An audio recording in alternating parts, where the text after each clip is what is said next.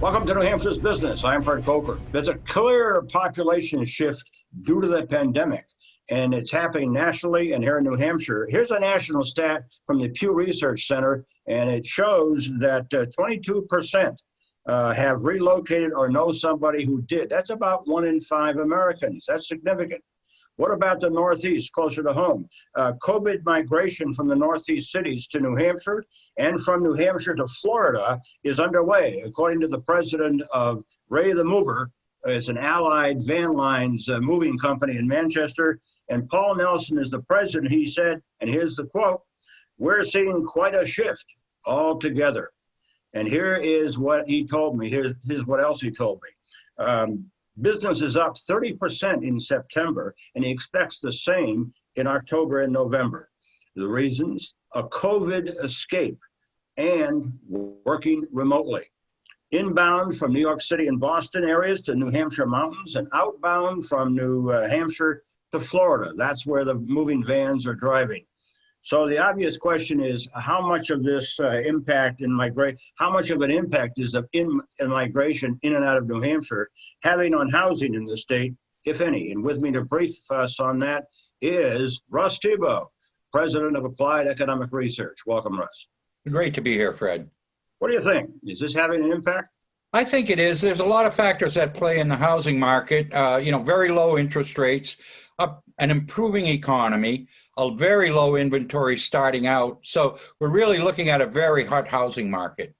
Yeah, and you brought a very relevant graph with you from the New Hampshire Housing Finance Authority that shows home prices in New Hampshire are up and listings are down. Yeah, the inventory is down. And here's the graphic, you can see it. Yeah, the inventory is down, sales are up, sale prices are up 14% year over year, which is remarkable when you consider that we do have a fairly soft economy.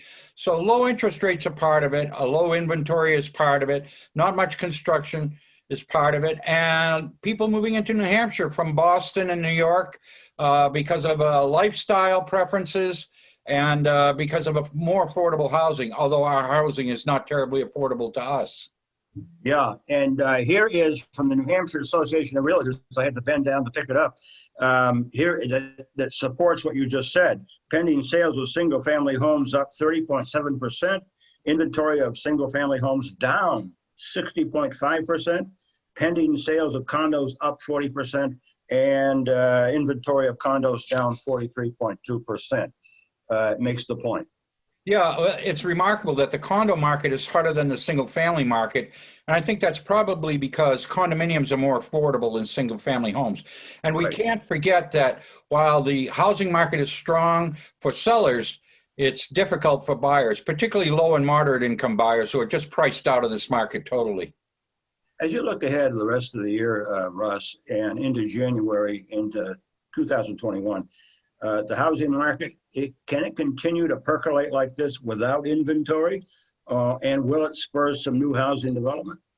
Well, that's a great question, Fred. I think that if you look forward about 6 months, we're going to continue to have low interest rates. The Fed has promised us that.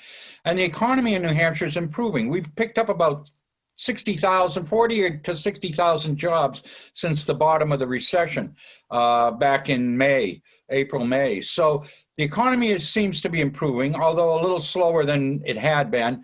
Interest rates are going to stay low. The inventory is not going to increase anytime soon. That's not something you can turn around overnight. So I think the market's going to stay hot.